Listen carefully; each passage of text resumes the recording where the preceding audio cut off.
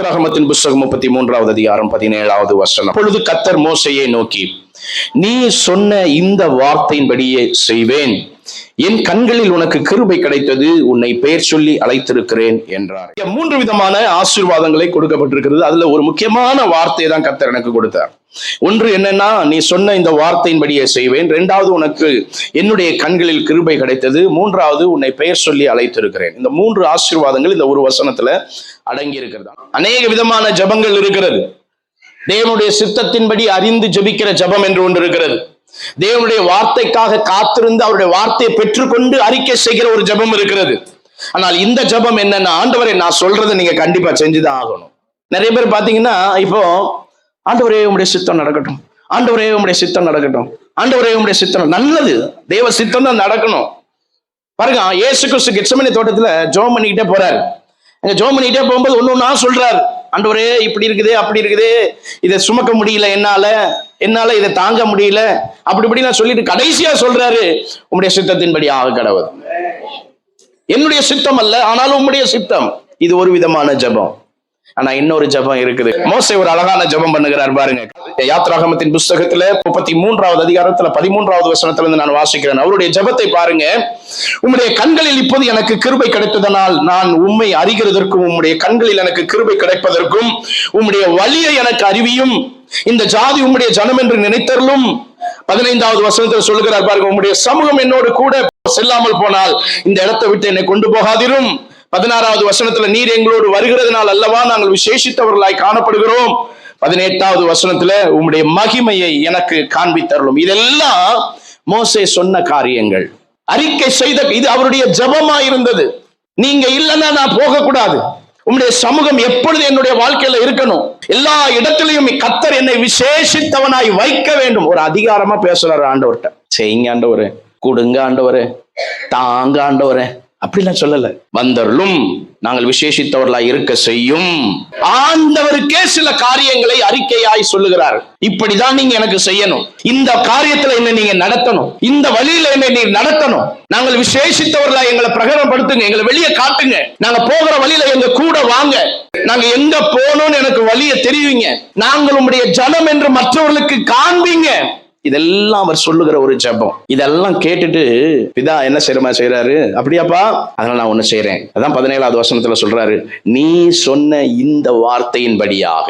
ஆமென். என கண்மான தேவனுடைய பிள்ளைகளே, நீங்க என்ன அறிக்கை செய்கிறீர்களோ, நீங்கள் எதை கட்டளையா இடுகிறீர்களோ, அதை பரிசுத்த ஆவியானவர் பிதா மகிமைப்படும்படியாக செய்து முடிக்க போகிறார். யோவானுக்கு சுவிசேஷத்துல 14வது அதிகாரம் 13வது வசனத்துல, நீங்கள் என் நாமத்தினாலே எதை கேட்பீர்களோ குமாரனில் பிதா மகிமைப்படும்படியாக அதை செய்வேன். என் நாமத்தினாலே நீங்கள் எதை கேட்டாலும் அதை நான் செய்வேன். என்ன கேட்டாலும் செய்வார். உன் வார்த்தையின்படிதான் நான் செய்யப்போம். இந்த வார்த்தை ரொம்ப விசேஷமான வார்த்தைங்க. எதிர்பார்ப்புக்கு மேலாக செய்வார்னா எப்ப தெரியுமா செய்வாரு? நீங்க சொல்லணும், எனக்கு இந்த காரியத்தை நீங்க செய்யணும் ஆண்டவரே. மோசே ஆணித்தரமாய் சொன்னார், நீர் என்னோடு வரணும், நாங்க விசேஷித்தவர்களாய் வெளியே காண்பீங்க, நான் உம்முடைய ஜனம், என்னுடைய ஜனங்கள் உம்முடைய ஜனம் என்று வெளியே இருக்கிறவங்களுக்கு காண்பீங்க, உம்முடைய மகிமை, உம்முடைய சமூகம் எனக்கு முன்பதாக போக வேண்டும். இதெல்லாம் கட்டளையிடுகிறார் பிதாவுக்கு. அதை கேட்டுட்டு பிதா சும்மா இல்லைங்க, ஆண்டவர் கீழே இறங்கி வந்து சொல்றாரு, நீ சொன்ன இந்த வார்த்தையின்படி உனக்கு செய்கிறேன். ஏன் இதை சொன்னார் அப்படி ஆண்டவர் மோசே கிட்ட? எல்லார்கிட்டையும் அப்படி சொல்லிடுவாரா? யார் சொன்னாலும் கேட்பாரா ஆண்டவர்? சில பாதைகளை நம்ம கடந்து செல்லணும். இந்த பாதைகள்ல கடந்து செல்லும் பொழுது அவர் அப்படியே பார்ப்பார், வாட்ச் பண்ணுவார். ஓ, என் பிள்ளை இந்த பாதையில எல்லாம் கடந்து போயிருக்குதுப்பா, இப்ப ஆசைப்பட்டு கேக்குது, கண்டிப்பா நான் செய்யணும். நீங்க வாரம் ஃபுல்லா கர்த்தருக்கு பிரியமில்லாத காரியத்தை செஞ்சுட்டு, ஆண்டவரே நீ என்ன சொன்னாலும், நீ என்ன கேட்டாலும் நான் தருவேன்னு சொன்னீங்களே, இன்னைக்கு நான் கேட்கிறேன்னு கேட்டு பாருங்க, கண்டிப்பா நடக்காது. ஒண்ணு மோசே கேட்ட காரியங்களை கர்த்தர் செய்தார், இன்னொன்றும் சாலமோன் சொன்ன காரியங்களை செய்தார். இந்த 2 பேருடைய வாழ்க்கையில பாத்தீங்கன்னா, அவர்கள் கடந்து வந்த பாதைகள் மிகவும் கரடுமுரடானவைகள். அப்போஸ்தலர் நடபடிகள் 7வது அதிகாரத்துக்கு வாங்க, 22வது வசனம். மோசே எகிப்தியருடைய சகல சாஸ்திரங்களிலும் கற்பிக்கப்பட்டு வாக்கிலும் செய்கையிலும் வல்லவனானான். இந்த மோசே யார் தெரியுமாங்க? முதலாவது தெரிஞ்சுக்கணும், வாக்கிலும் செயலிலும் பேசினாவும் சூப்பரா பேசுவாராம், பயங்கரமா பேசுவார், டைமிங் கரெக்டா இருக்கும், அவர் சொன்னா கரெக்டா நடக்கும். செயல் பாத்தீங்கன்னா அதை விட பயங்கரமா இருக்கும். எல்லாரை காட்டிலும் அவர் செய்கிறது கொஞ்சம் டிஃபரெண்டா இருக்கும். ஏன்னா அரண்மனையில் வளர்ந்தவர், சகல சாஸ்திரங்கள் படித்தவர். 11க்கு வாங்கலாம். 23வது வசனத்தை பாருங்க. மோசே பிறந்த போது அவனுடைய தாய் தகப்பன்மார் அவனை அழகுள்ள பிள்ளை என்று கண்டு விசுவாசத்தினாலே ராஜாவினுடைய கட்டளைக்கு பயப்படாமல் அவனை 3 மாதம் ஒளித்து வைத்தார்கள். சொல்லுங்க, மோசே யாரு? அழகுள்ள ஒரு பிள்ளை, வாக்கிலும் செயலிலும் வல்லவனாய் இருந்த ஒரு பிள்ளை. தொடர்ந்து நீங்க வாசிக்கும் பொழுது, விசுவாசத்தினாலே மோசே தான் பெரியவன் ஆனபோது பார்வோனுடைய குமாரத்தியின் மகன் எண்ணப்படுவதை வெறுத்து. எதெல்லாம் வெறுத்தார் தெரியுமா? சயின்ஸை வெறுத்துட்டாரு, மேக்ஸை வெறுத்துட்டாரு, கற்றுக்கொண்ட கலைகளை வெறுத்துட்டாரு, அழக வெறுத்துட்டாரு, வல்லவனாய் பேசுகிறதை வெறுத்துட்டாரு, செயல்கள்ல வல்லவனாய் இருந்ததை வெறுத்துட்டாரு. எல்லாவற்றையும் வெறுத்து தேவன் காட்டின ஒரு பாதைக்கு கீழ்ப்படியும்படியாக தன்னுடைய ஸ்தானத்தை விட்டு இறங்கி மோசே கீழே இறங்குறாருங்க. இன்னைக்கு சில நேரம் ஆண்டவருக்காக நீங்க இப்படி இருக்கணும் அப்படி இருக்கணும்னா அந்த ஸ்தானத்திலிருந்து இறங்குறதுக்கு நமக்கு மனசு வருதா? யோசித்து பாருங்க. நான் விட்டு கொடுக்க மாட்டேன், அதை எப்படி நான் விட்டு கொடுப்பேன்? சில நேரம் நம்முடைய அந்தஸ்தா இருக்கட்டும், நம்முடைய காரியங்களா இருக்கட்டும், கர்த்தருக்கென்று விட்டு கொடுக்கிறவர் யாரா இருந்தாலும் அவர்கள் சொல்லுகிறது தான் பரிசுத்த ஆவியானவர் கேட்பார். அந்தஸ்து, அழகு, பதவி, திறமை, இது எல்லாவற்றையும் ஒரே ஒரு காரியத்திற்காக, இஸ்ரவேல் ஜனங்களை மேய்ப்பதற்காக, அழைத்து கொண்டு வருவதற்காக எல்லாவற்றையும் விட்டு துறந்து, வேதத்தில் அழகா சொல்லப்பட்டிருக்கிறது, அதெல்லாம் வேண்டாம்னு சொல்லிட்டு, ஆண்டவரே உங்க சித்தத்தின்படி நான் செய்கிறேன். ஆண்டவர் ஏதாவது ஒரு காரியத்தை சொல்லும் பொழுது, இதை நீ விட்டுடு, நான் உனக்கு இந்த காரியத்தை செய்யறேன்னு சொல்லுவாரு. ஆனா விடுவதற்கு நமக்கு மனசு இருக்கா? யாரோ ஒரு ஊழியக்காரங்க ஏதோ ஒரு வார்த்தை உங்களுக்கு கிடைத்தபடினால சொல்லுவாரு, இதை நீ விட்டுருப்பா, இது வேண்டாம்பா, இதை செஞ்சா உனக்கு ஆசீர்வாதம் இல்ல, இதை செய்யாத இனிமேன்னு சொல்லிட்டாருன்னா உடனே செஞ்சு பாருங்க. நீங்க என்ன சொன்னாலும் கேட்பார். ஆசீர்வாதம் சும்மா வராது. இன்னைக்கு விடுவதற்கு ஆயத்தமா இருக்கிறீங்களா? கர்த்தருக்கு குப்பையாக நஷ்டமாக எண்ணுகிறேன் என்று கர்த்தருக்கென்று நீங்க விடுவதற்கு இன்னும் பாருங்க, சில காரியங்களை நம்மளால விடவே முடியல. நீ சொன்னபடி நான் செய்வேன் என்று சொல்லுகிறதுக்கு காரணம், நம்ம சொல்ற அறிக்கை செய்யறேன், எனக்கு இது ஆசையா இருக்கு, எனக்கு அது ஆசையா இருக்கு, நான் அங்க போய் சேரணும், நான் இங்க போய் சேரணும், இந்த வேலையில இருக்கணும், இந்த மேன்மை வேணும், இதெல்லாம் ரைட்டு. நீங்க சொல்லியிருக்கிறீங்க ஆண்டவர்கிட்ட. இந்த காரியங்கள் நடப்பதற்கு முன்பதாகவே, நீங்க சொல்வதற்கு முன்பதாகவே பரிசுத்த ஆவியானவர் உங்கள்கிட்ட ஏதோ ஒரு காரியத்தை சொல்லி இருப்பார். இதை நீ விட்டுட்டீங்கன்னா நல்லா இருக்குமேப்பா, இந்த காரியத்துல ஈடுபடாம இருந்தா நல்லா இருக்குமே. யாத்ராகமத்தின் புஸ்தகம் 4வது அதிகாரத்துக்கு வாங்க. 1வது வசனம் வாசிங்க. அப்பொழுது மோசே, அவர்கள் என்னை நம்பார்கள், என் வாக்குக்கு செவி கொடார்கள், கர்த்தர் உனக்கு தரிசனமாகவில்லை என்று சொல்லுவார்கள் என்றான். நிறைய பேர் சொல்றீங்களா, என்ன நம்ப மாட்டாங்க, என் பேச்ச என் பேச்ச கேட்கறான். இதுதான் அடிக்கடி இப்ப சொல்றோம்ல, என் பேச்ச யாரு கேட்கறா? உங்க வீட்டுல உங்க பிள்ளைங்களை ஏதாவது கேட்கும்போது சொல்லும்போது அது கீழ்ப்படியில்லைன்னா என்ன சொல்லுவீங்க? என் பேச்ச யாரு கேட்கறா இந்த வீட்டுல? அவர்கள் என்னை நம்பார்கள், என்னோட பேச்ச கேட்க மாட்டாங்க. ஆண்டவர் கீழ்ப்படித்ததுக்கு காரணம் என்ன தெரியுமா? அவர் கடந்து வந்த பாதை. முதலாவது, தேவன் சொன்ன காரியத்திற்கு விட்டு கொடுத்தார். தன்னுடைய பதவிகள், தன்னுடைய அந்தஸ்துகள், படித்த காரியங்கள், வாக்கிலும் செயலிலும் வல்லவனாயிருந்த காரியங்கள், பார்வோனுடைய குமாரன் என்று சொல்லுகிற அந்த காரியத்தை விட தேவனுக்காக நிற்பது பெரிய ஸ்லாக்கியம் சொல்லி துறந்தபடியினால தேவன் அவர் சொன்னதை கேட்டார். முதலாவது காரியம். 2வது காரியம் நல்லா கவனிக்கணும். அநேக இடத்துல வெட்கப்பட்ட ஒரு மோசே, கனவீனப்பட்ட ஒரு மோசே. யாத்ராகமத்தின் புஸ்தகம் 4வது அதிகாரத்துல 10வது வசனத்தை வாசிங்க. அப்பொழுது மோசே கர்த்தரை நோக்கி, ஆண்டவரே, இதற்கு முன்னாவது தேவரீர் உமது அடியேனோடே பேசினதற்கு பின்னாவது நான் வாக்கு வல்லவன் அல்ல, நான் திக்குவாயும் மந்தனாவும் உள்ளவன் என்றான். ஒரு சின்ன ரகசியத்தை சொல்றேன். ஆண்டவர் உங்க வார்த்தையை கேட்கணும்னா முதல் நம்மை நாமே பில்டப்பா நினைக்கிறத மறந்துடுங்க. நான் யார் தெரியுமா, நான் என்ன வேணா செய்வேன், என்னால முடியும்.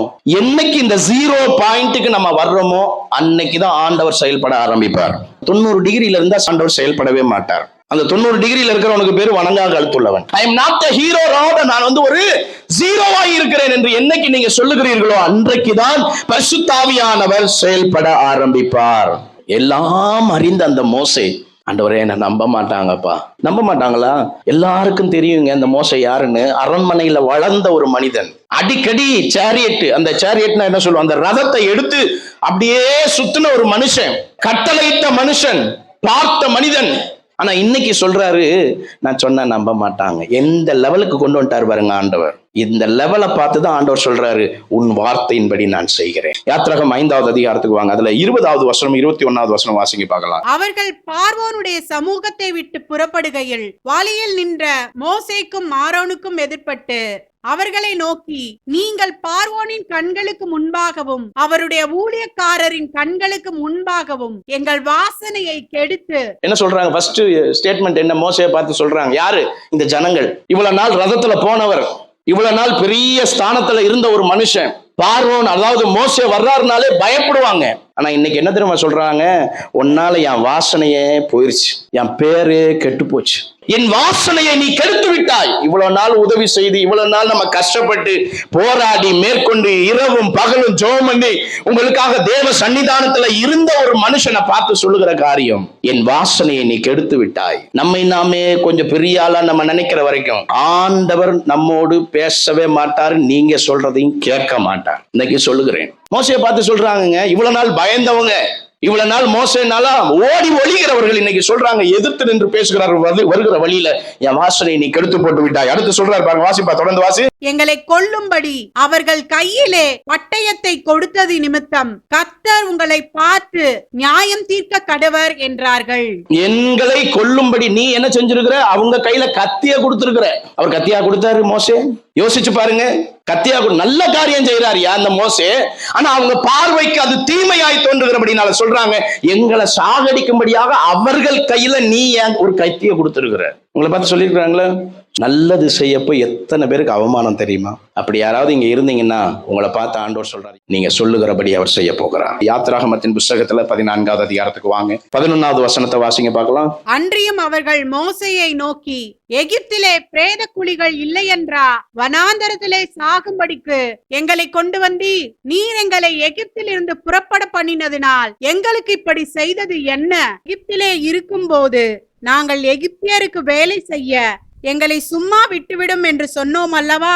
நாங்கள் வனாந்தரத்திலே சாகிறதை பார்க்கிலும் எகிப்தியருக்கு வேலை செய்கிறது எங்களுக்கு நலமாய் இருக்குமே என்றார்கள். 17வது அதிகாரம் 3வது வசனம். ஜனங்கள் அவ்விடத்திலே தண்ணீர் தவணமாய் இருந்தபடியினால அவர்கள் மோசேக்கு விரோதமாய் முறுமுறுத்து, அவங்க சொன்ன ஸ்டேட்மெண்ட்டை பாருங்க, நீர் எங்களையும் எங்கள் பிள்ளையையும் எங்கள் ஆடு மாடுகளையும் தண்ணீர் தவணத்தினால் கொன்று போட எங்களை எகிப்திலிருந்து கொண்டு வந்திருக்கிறீங்களா? இப்படி எத்தனை பேர்கிட்ட நீங்க அவமானப்பட்டிருக்கிறீங்க. யாத்திராகமத்தின் புத்தகம் 34வது அதிகாரம் 10வது வசனம். அதற்கு அவர், இதோ நான் ஒரு உடன்படிக்கை பண்ணுகிறேன், பூமி எங்கும் எந்த ஜாதிகளிடத்திலும் செய்யப்படாத அதிசயங்களை உன் ஜனங்கள் எல்லோருக்கும் முன்பாகவும் செய்வேன். நான் செய்யும் பொழுது எப்படி இருக்கும்னா, பூமி எங்கும் யாருக்கிட்டையுமே செய்யப்படாத மார்வலஸ் திங்ஸ் உன் ஜனத்திற்கு முன்பதாக. வெளியூர்ல போய் நான் செய்ய போறதில்ல, உன்னை தெரியாத இடத்துல உனக்கு அதிசயத்தை செய்ய போகிறதில்ல, உன்னை சுற்றிலும் இருக்கிற உன்னுடைய சொந்த பந்தங்கள் முன்பதாக. பெரிய கிருபைங்க ஆண்டவர் செய்யற காரியம். சாதாரண ரசிச்சு பாருங்களேன், அப்படியே அனுபவிச்சிருவீங்க. நீ வேற எங்கேயும் உன்னை மேன்மைப்படுத்த மாட்டேன். உன் சொந்த பந்தங்கள் முன்னாடி உன்னை யார் ஏளனமா சொன்னார்களோ, யார் உன் பேச்ச கேட்க மாட்டேன்னு சொன்னாங்களோ, யார் உன்னால எனக்கு பிரச்சனைன்னு சொன்னாங்களோ, யார் உன்னால எனக்கு அவமானம்னு சொன்னாங்களோ, அவர்கள் மத்தியில நான் அதிசயங்களை செய்ய போகிறேன். நம்ம எல்லாரையும் பார்த்து ஒரு உடன்படிக்கை பண்ணுகிறார். 2வது காரியம் பாருங்க, வாசிங்க, தொடர்ந்து வாசிங்க. உன்னோட கூட இருக்கிற ஜனங்கள் எல்லாரும் கர்த்தருடைய செய்கையை காண்பார்கள். நீ சொல்றதை நான் செய்யறேன்னு சொல்றேன் பாத்தியா, அது எப்படி செய்வேன்னு தான் இங்க சொல்றாரு. உன்னோடு இருக்கிற ஜனங்கள் நான் செய்கிற காரியத்தை அவர்கள் காண்பார்கள். அதிலே தொடர்ந்து வாசிங்க. உன்னோட கூட இருந்து நான் செய்யும் காரியம் பயங்கரமா இருக்கும். நார்மல் திங்லாம் நான் செய்ய மாட்டேன், சாதாரண காரியத்தெல்லாம் செய்ய மாட்டேன். I will do a terrible, அதாவது எபிரேய பாஷையில இருக்கிற ஒரு பைபிள்ல சொல்லப்பட்டிருக்குது, terrible things I will do. இன்னொரு வார்த்தை ஃபியர்ஃபுல் அப்படின்னு சொல்லி, பயங்கரம் அப்படின்னா பயப்படுற சூழ்நிலைக்கு கர்த்தர் உங்களை கொண்டு வந்துருவார். ஆமென். உங்களை பார்த்தாவே பயப்படணும். அவன் இவ்வளவு நாள் ஏளனமாய் பேசினவன், இவ்வளவு நாள் மட்டமா பேசினவங்க, இவ்வளவு நாள் உங்களால எனக்கு பிரச்சனைன்னு சொன்னவங்க, இந்த நாளில் இருந்து இந்த வார்த்தையை கேட்டதற்கு பிறகு உங்களை பார்த்தாவே பயப்படணும். நான் உன்னோடு கூட இருந்து நான் செய்யும் காரியம் பயங்கரமா இருக்கும். சரி, தேவ ஜனங்கள் சொன்ன வார்த்தையின்படி தேவன் செய்ததற்கு சில உதாரணங்கள், ஒரு 2 உதாரணத்தை நான் சொல்லிடுறேன். அதுல ஒன்று பாத்தீங்கன்னா, இந்த மோசே 33வது அதிகாரத்துக்கு வாங்க. 13வது வசனத்தை நீங்க வாசிக்கும் பொழுது, வழியை எங்களுக்கு தெரிவிங்க, எங்களை நினைத்தருளும். 15வது வசனத்துல, நீங்க இல்லாம நாங்க எங்கும் என்ன செய்யக்கூடாது, போக கூடாது. 16வது வசனத்துல, நாங்கள் எப்பொழுதுமே விசேஷமானவர்களாய் இருக்கணும். மறுபடியும் 18வது வசனத்துல, உம்முடைய மகிமையை எனக்கு காண்பீங்க. இதுதான் மோசே தேவனிடத்துல கேட்ட காரியம். ஆனா அதற்கு பரிசுத்தாவியானவர் தேவன் சொன்ன காரியம் என்ன பாருங்க. அந்த வசனத்துல நீங்க வாசிக்கும்போது 10வது வசனத்துல 34:10 பூமி எங்கும் செய்யக்கூடாத அதிசயமான காரியங்களை நான் செய்வேன். உன்னோடு இருந்து நான் செய்யும் காரியங்களை உன்னை சுற்றிலும் இருக்கிற ஜனங்கள் பார்ப்பார்கள்.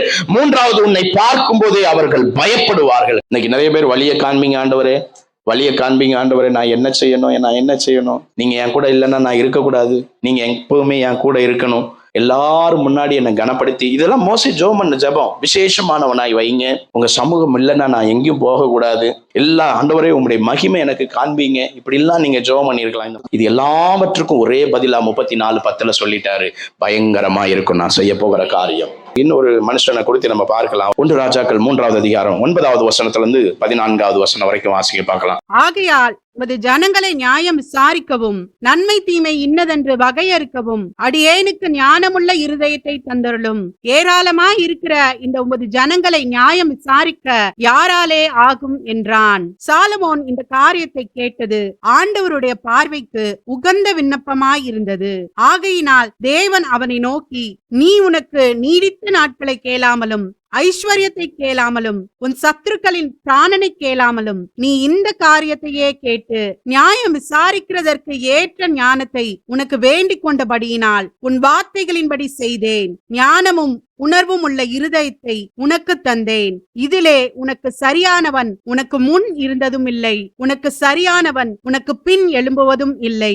இதுவும் அன்றி நீ கேளாத ஐஸ்வர்யத்தையும் மகிமையையும் உனக்கு தந்தேன். உன் நாட்களில் இருக்கிற ராஜாக்களில் ஒருவனும் உனக்கு சரியானவன் இருப்பதில்லை.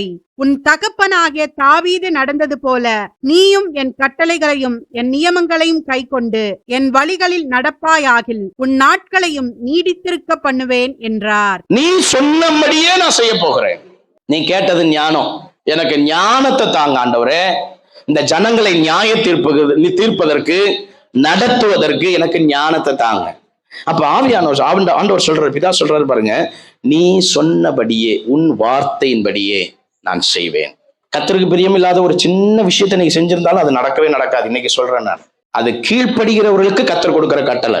சினிமா பாட்டு கேட்கிறவனுக்கு கிடையாது, பொய் பேசுறவனுக்கு கிடையாது, தேவையில்லாத இடத்துல போய் காலை நிறுத்துறவனுக்கு கிடையாது, கண்ட இடத்துக்கு போகிறவனுக்கு கிடையாது.